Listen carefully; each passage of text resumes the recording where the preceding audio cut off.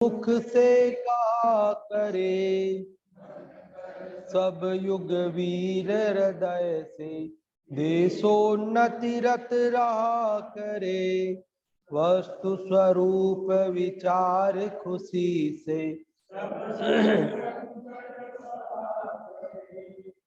देखिए क्या कह रहे इसके अंदर। हमने इस मेरी भावना के बारे में बहुत सारी बातें, बहुत सारी चर्चाएं कर चुके हैं। आज तो अंतिम छंद है, तो इस अंतिम छंद में क्या कह रहे हैं, तो कह रहे फैले प्रेम परस्पर जग में, कि प्रेम भाव परस्पर अर्थात आपस में फैले जग में, सारे संसार में सब लोग कैसे रहे, प्रेम से रहे। और शुरुआत में भी कहा था उन्होंने, आया था ना, मैत्री भाव जगत में मेरा, ये जो 5वें छंद में। अब यहां भी कह रहे फैले प्रेम परस्पर जग में। जब हमने मैत्री भाव जगत में मेरा सब जीवों से नित्य रहे पढ़ा था, तो उसकी चर्चा की थी कि उस मैत्री भाव का मतलब क्या है। सबसे मैत्री मतलब किसी से मैत्री नहीं, समझा था, याद है सब। क्योंकि एक से मित्रता मतलब दूसरे से शत्रुता, सबसे मैत्री मतलब किसी से न शत्रुता न मित्रता।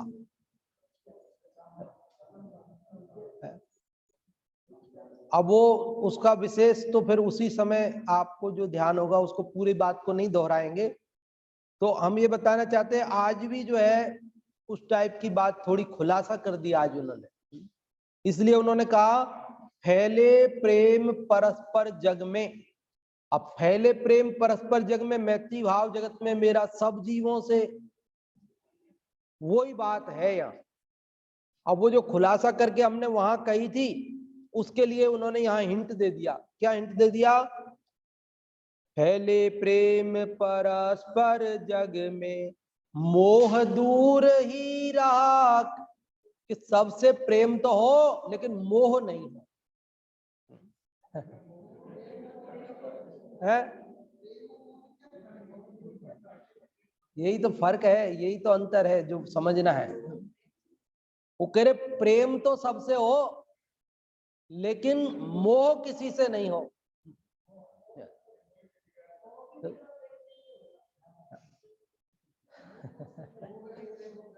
बिना मोह के जैसा होता है वैसा होगा। मोह वाला प्रेम नहीं चाहिए। मोह बिना का प्रेम कैसा होता है बताते हैं आपको, एक कहानी से बताते, दृष्टांत से बताते।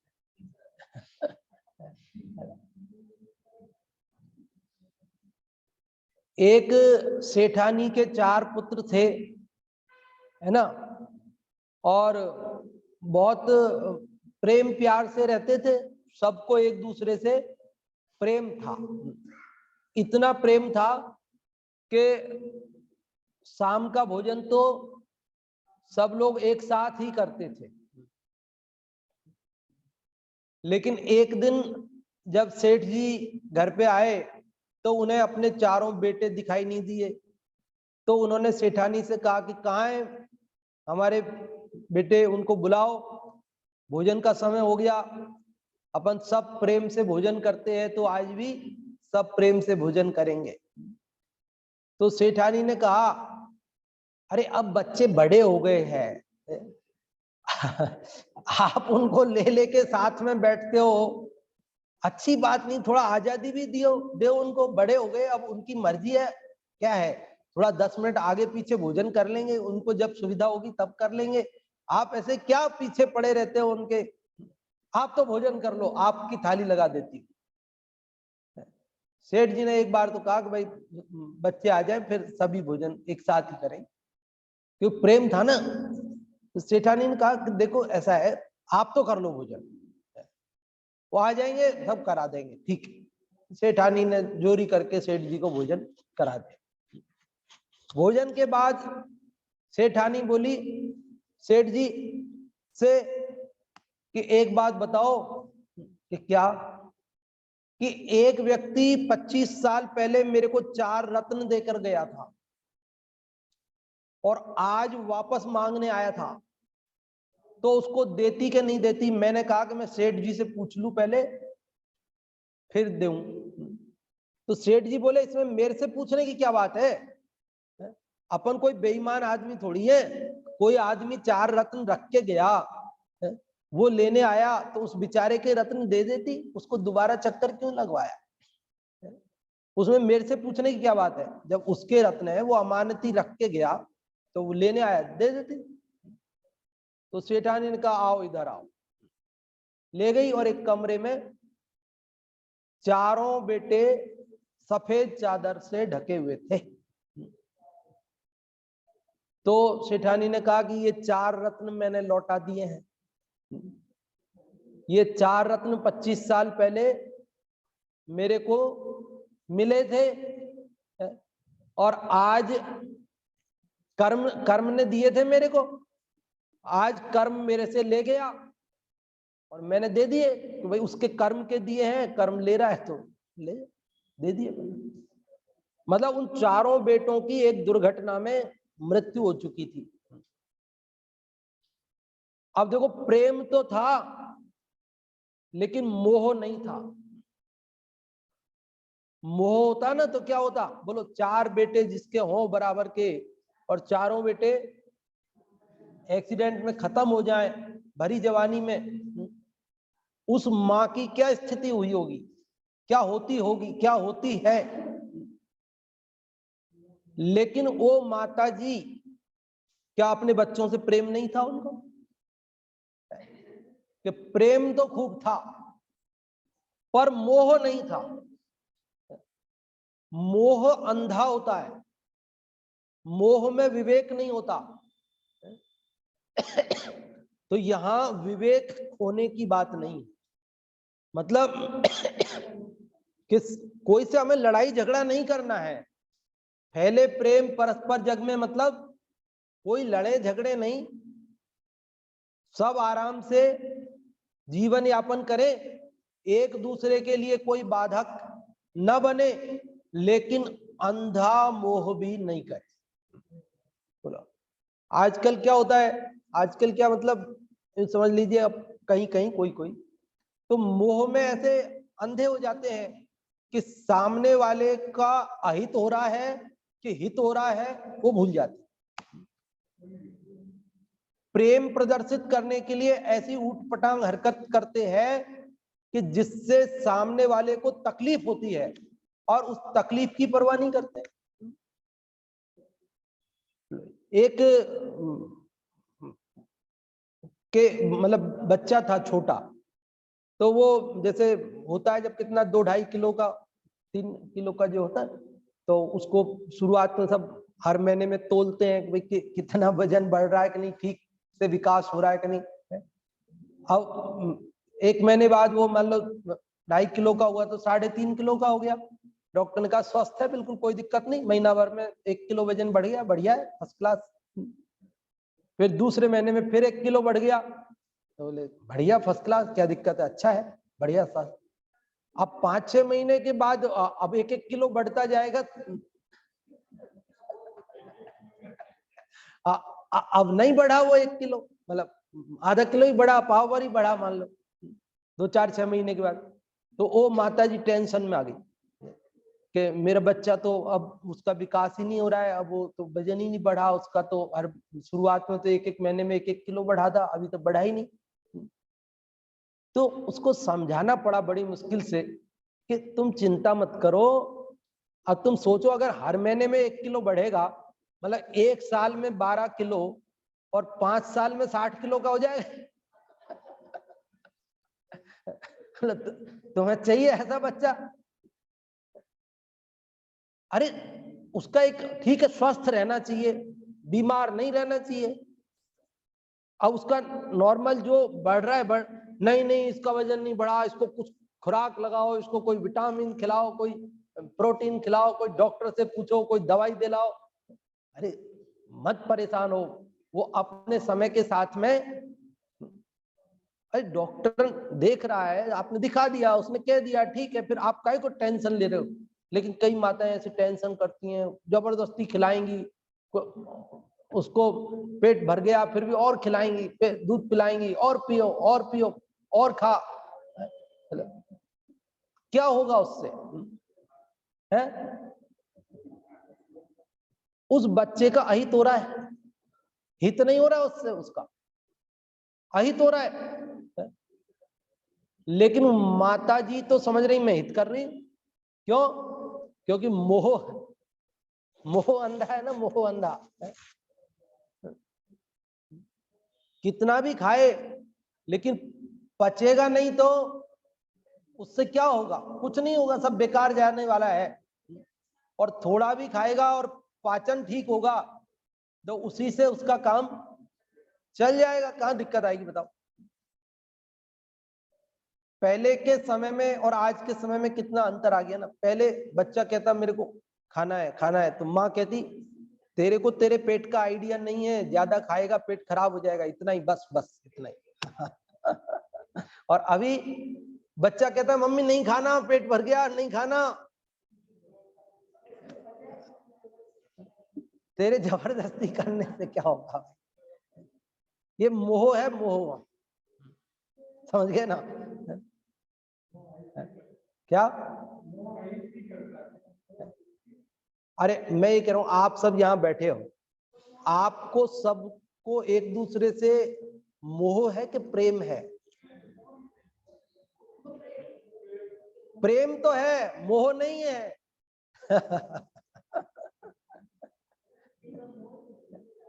और अपन मोह में जब मोह हो जाता है ना तो अपन अंधे हो जाते हैं, विवेक खो देते हैं। और यद्वा तद्वा मोह में अंधे हो गए या मोह प्रदर्शित करना चाहते, प्रेम प्रदर्शित करना चाहते हैं। ऐसा भी होता है कभी कि है तो नहीं भले ही पर प्रदर्शित कर रहे, तो उसमें भी बड़ी गड़बड़ होती है। एक वीडियो अभी दो चार दिन क्या करीब 10-5 दिन पहले भेजा था ना मैंने आपको, चले साधर्मी के घर पे है केक वाला है कि वो एक मित्र का बर्थडे था, जन्मदिन। तो 2-4 मित्रों ने मिल करके, और वो अब आजकल ऐसी कोई प्रथा चल गई, मुंह पे लगा देते हैं उसको केक को। अब खाते तो नहीं है ना उसको, शांत उसके गंदा कर देते हैं उसको। मेरे को तो ऐसा सोच के ऐसा लगता है कैसा लगता होगा, ऐसे चिपचिपा हो जाता होगा ऐसे। अपने को तो जरा सा अगर ऐसे कहीं लग जाए तो हाथ धोए साबुन से, जब तक ऐसे ऐसा चैन नहीं पड़ता है। और वो नहाया धोया, नए कपड़े पहन के तैयार हुआ, जिसका जन्मदिन है, और उसके मुंह पे, बालों में, कपड़ों में चाहे चाहे जो सब क्रीम गंदी संदी लगा देते होंगे। और उसको कैसा लगता होगा क्या पता। अच्छा लगता होगा लोगों को इसलिए लगवाते होंगे। और उस वीडियो में अपन ने देखा ना कैसे रिकॉर्डिंग चल रही थी, कहीं जैसे लगे रहते हैं ना ऐसे सीसीटीवी कैमरा वगैरह, तो उसमें कहीं रिकॉर्ड हो गया वो, और उसके मुंह पे लगा दिया, खूब सारा लगा दिया, खूब सारा लगा दिया, ऐसे नाक वाक पे सांस जाने ही बंद हो गई। अब वो कुछ बोले कि क्या बोले, वो तो दोस्तों ने हंसी मजाक में मारना पीटना ठोकना सब करते, पता नहीं क्या क्या करते हैं, पता नहीं सजा देते हैं कि क्या करते हैं उसको। उसका कोई आनंद मनाते हैं कि उसको कोई बदला लेते हैं उससे, पता नहीं क्या करते हैं। मारना पीटना जैसे होली पे करते थे लोग पहले, पहले करते थे होली पे, अब तो बंद हो गया, होली पे भी बंद हो गया। पहले होता था होली के बदले में बहाने से कोई बदला निकाल लेते थे, पुरानी दुश्मनी हो तो वो होली के बहाने से मारना पीटना गाली देना कपड़े फाड़ना, और सब बोले बुरा न मानो होली है, बुरा न मानो होली है, बुरा न मानो कह करके, और सब वो बुरा लगने वाली बात करते थे। ऐसे ही आजकल बर्थडे में करते, शायद ऐसा लग रहा है मेरे को। तो वो बच्चे को ऐसा पूरा कर दिया, अब वो तो सांस ही रुक गई उसकी बेचारे की, तो वो कुछ बोले तो सुने नहीं, वो तो मार दिया उसको, मर गया वो बिल्कुल, जान से ही निकल गई, जान ही निकल गई। वो देखा ना आपने वीडियो में, जिन लोगों ने देखा, तो कैसा ये मोह, मोह है ये। अब मोह है कि मोह प्रदर्शित किया है क्या, कोई बदला लिया है, जो भी कुछ किया है। तो यहाँ ये कह रहे हैं कि फैले प्रेम परस्पर जग में, मोह दूर ही रहा करे। ये समवसरण में प्रभाव से वो एक घाट पे गाय और शेर पानी पी लेते हैं। ये है फैले प्रेम परस्पर जग। और मोह है क्या उनको? मोह नहीं है, प्रेम है लेकिन मोह नहीं। फैले प्रेम परस्पर जग में, मोह दूर ही रहा करे। अप्रिय कटुक कठोर शब्द नहीं, कोई मुख से कहा करे। अप्रिय, कटुक, कठोर, 3 विशेषण लगाए। ऐसे शब्द कोई भी अपने मुंह से ना कहे, क्योंकि ऐसे वचनों को सुनकर मन दुखी हो जाता है। इसलिए वो कह रहे कोई भी व्यक्ति अप्रिय, कटुक, और कटुक मतलब कड़वे, और अप्रिय मतलब प्रिय नहीं लगे, अच्छे नहीं लगे, और कठोर है ना, भाव तो लगभग एक जैसा ही है। तो ऐसे शब्दों को कोई भी मुंह से नहीं कहे, अर्थात कोई किसी के प्रति इस प्रकार का वचन नहीं बोले जिससे उसको तकलीफ हो।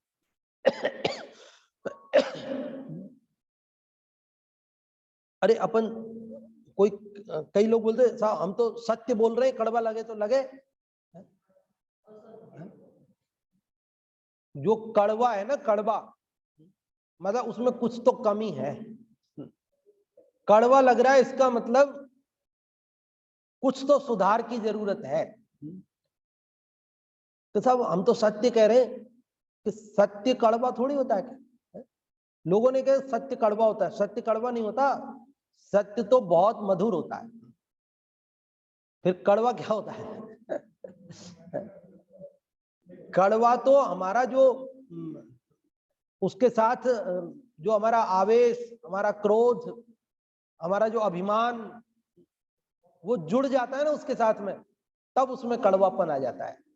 जब हम निर्मान होकर, निष्क्रोध होकर सत्य कहते हैं तो फिर उसमें कड़वापन नहीं आता। वो सत्य, बोलो मैं शुद्धात्मा हूं, ये सत्य है क्या? सत्य तो कड़वा लग रहा है।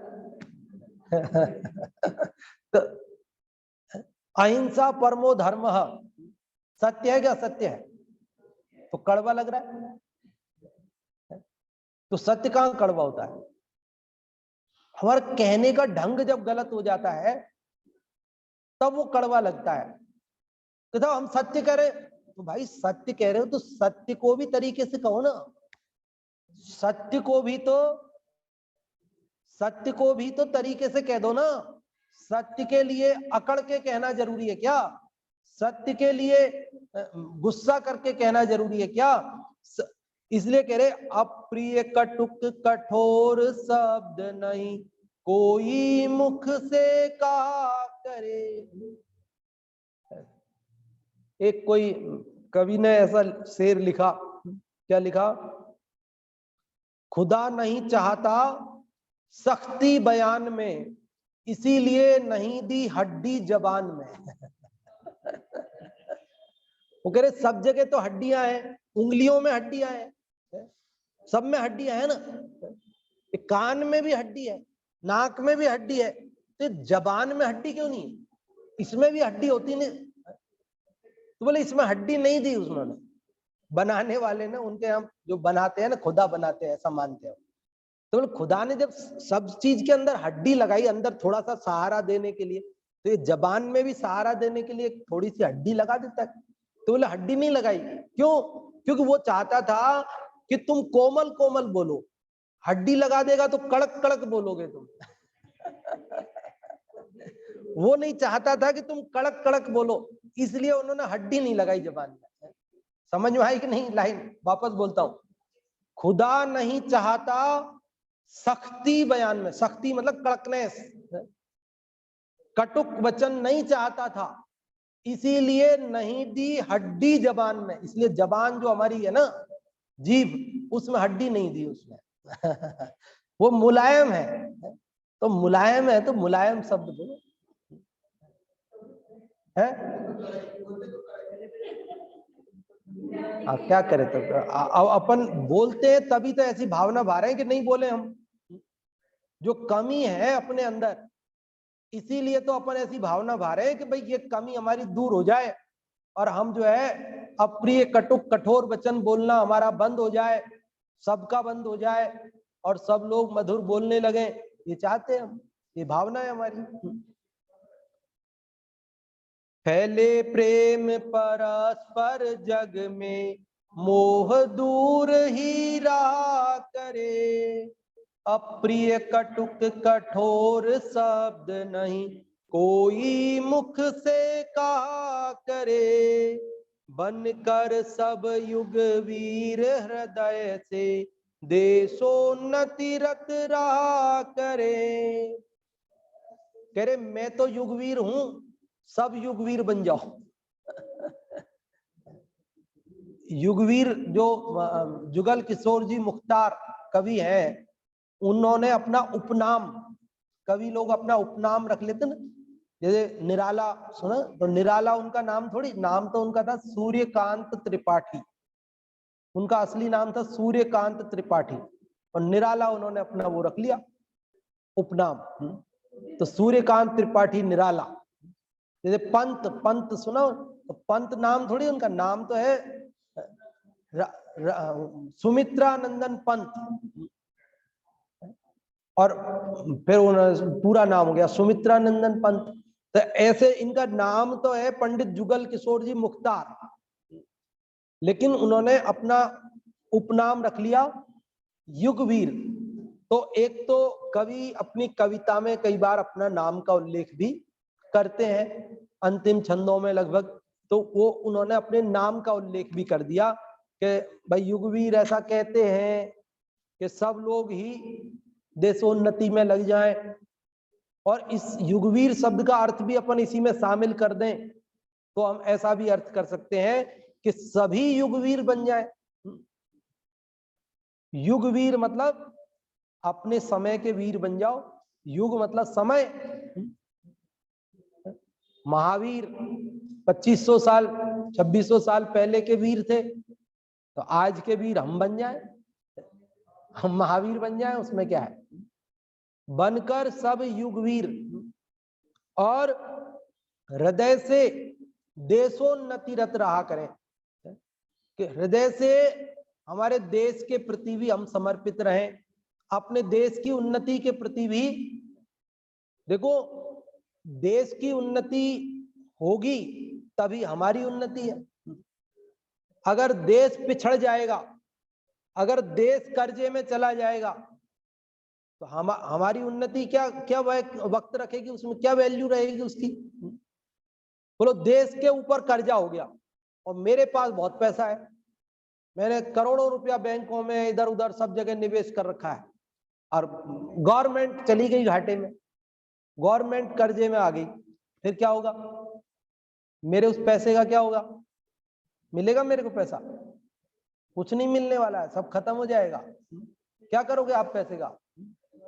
वो कौन से देश का आता है, वो जिम्बाब्वे नॉर्वे कौन से देश का आता है, एक देश का, एक आध बार मैंने अखबार में पढ़ा कि वो इतने सारे नोटों की गिड्डी भर के लेके जा रहा है एक चाय पीने के लिए, एक चाय पीने के लिए इतने सारे नोट देने पड़ते हैं, क्योंकि अवमूल्यन हो गया ना, मुद्रा का अवमूल्यन हो गया।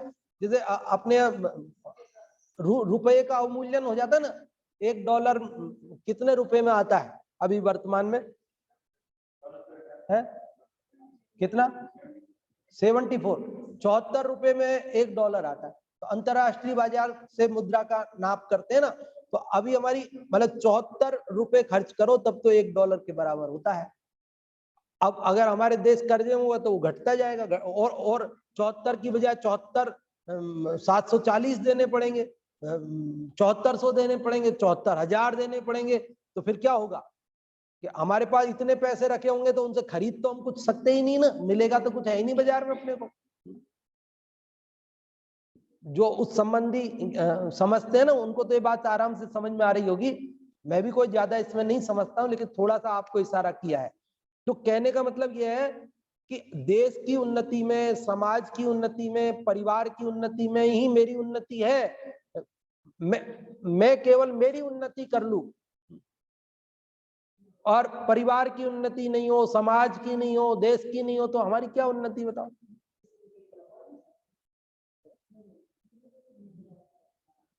मंदिर सुंदर होता है तो हम सबकी भी शोभा होती है। तो साहब सेक्टर 11 में इतना सुंदर मंदिर है, साहब सेक्टर 11 के लोग हैं और अपना मंदिर ऐसा हो बिल्कुल, तो अपनी शोभा क्या है उसमें? क्या पहले तो लड़का लड़की देखने किसी गांव में जाते थे तो वहां का मंदिर देख करके, अरे यहाँ इतना आलीशान मंदिर है, यहाँ के लोग बहुत अच्छे, ऐसा अनुमान लगा लेते थे लोग। वहां के समाज का अनुमान लग जाता था उससे। किससे?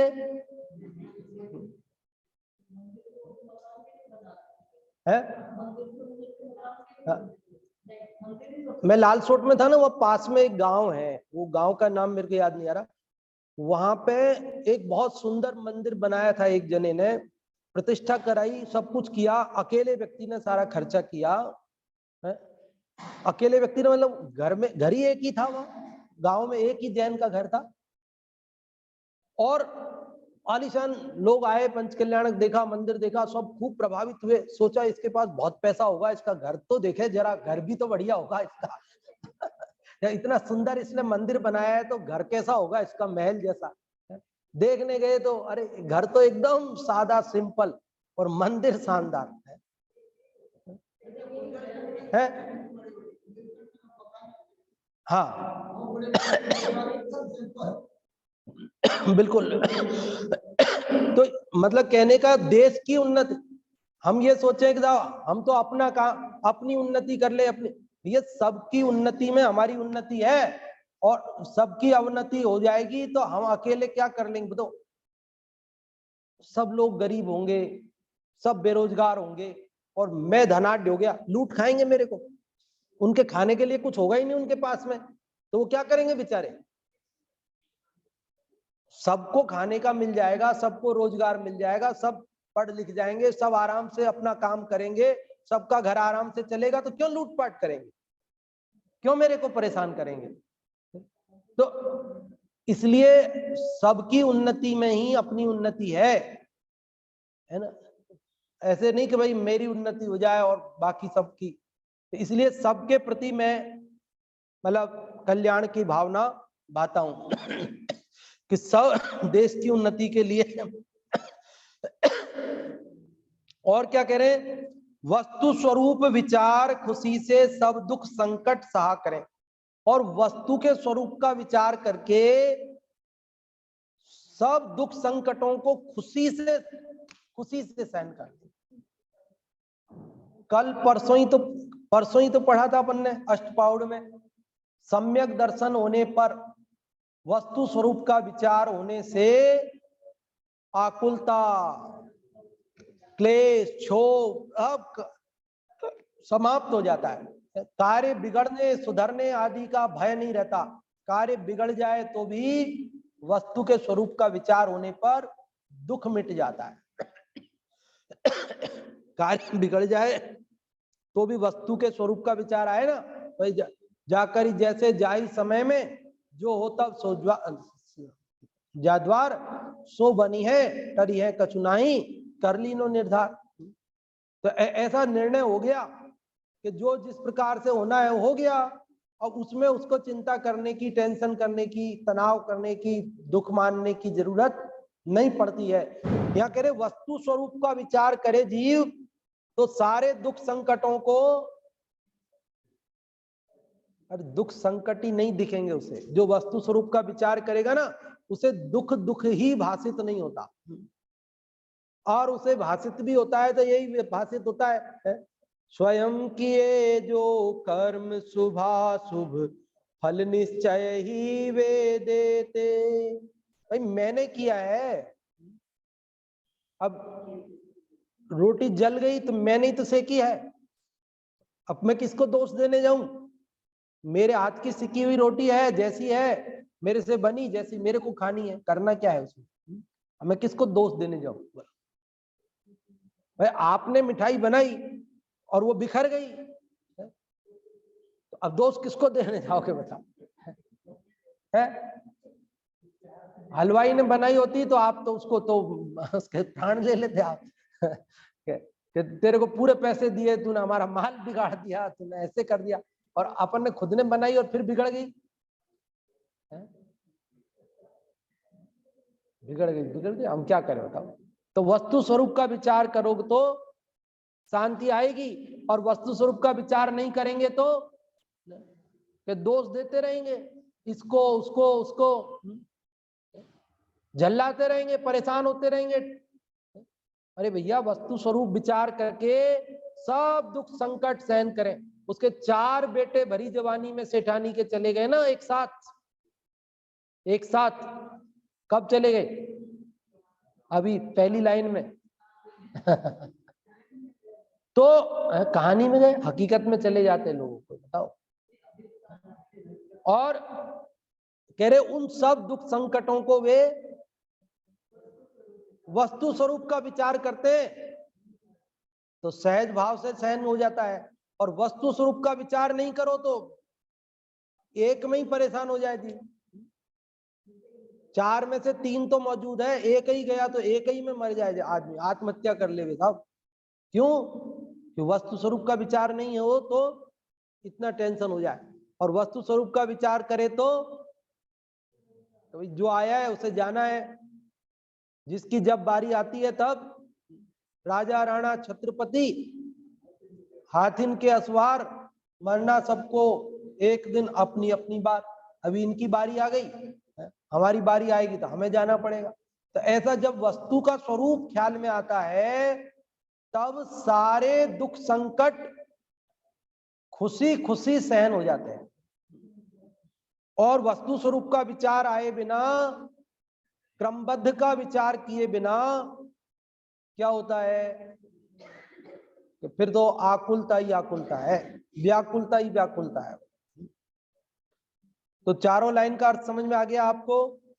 क्या भावना भा रहे हैं हम इस अंतिम छंद में कि सब तरफ प्रेम भाव हो लेकिन मोह नहीं हो, कोई भी कठोर कड़वे वचन नहीं बोले, सब युगवीर बने, महावीर के सिद्धांतों पर चलें और अपना कल्याण करें और देश का कल्याण करें, मतलब सबका कल्याण करें कि मेरा भला और सबका भला, मेरे भले में सबका भला है शामिल है।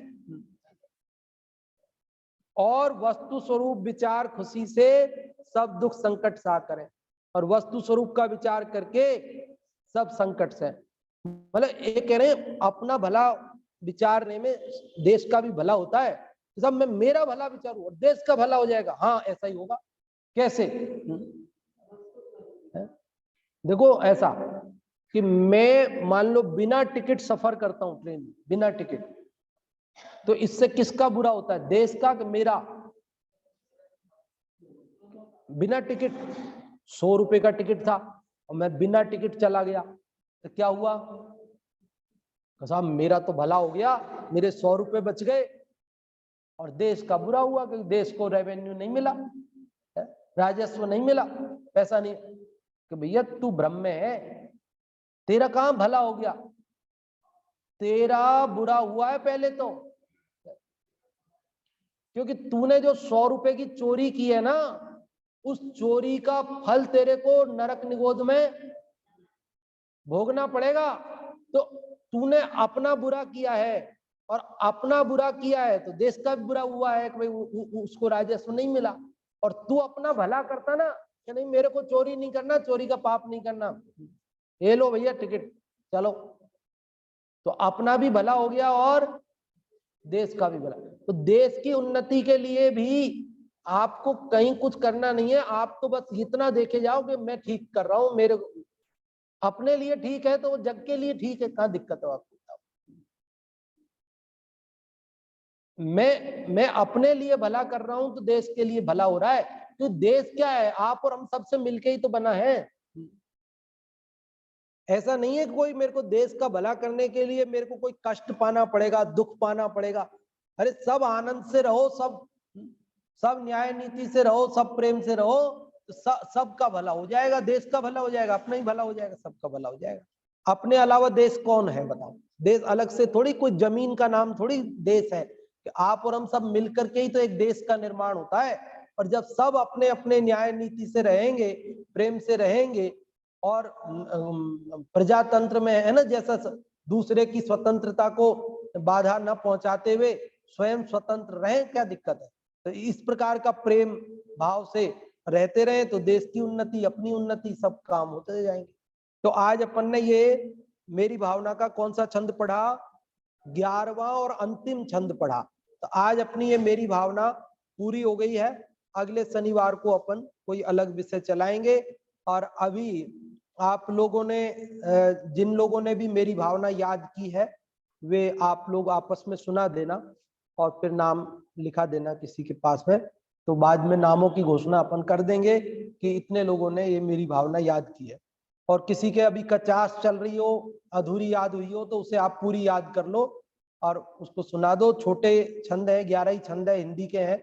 और बच्चों को भी याद कराओ, बहुत अच्छी चीज है। एक बार याद हो जाएगी ना बचपन में तो वो भूलेंगे नहीं कभी। सबको याद है? अच्छा, बहुत बढ़िया है, बहुत बढ़िया, बहुत बढ़िया। चलो, जिनवाणी स्तुति अपन करेंगे इसी में। चलिए, बहुत सुंदर। अभी कक्षा हमने पंडित खेमचंद जी शास्त्री उदयपुर वालों की सुनी।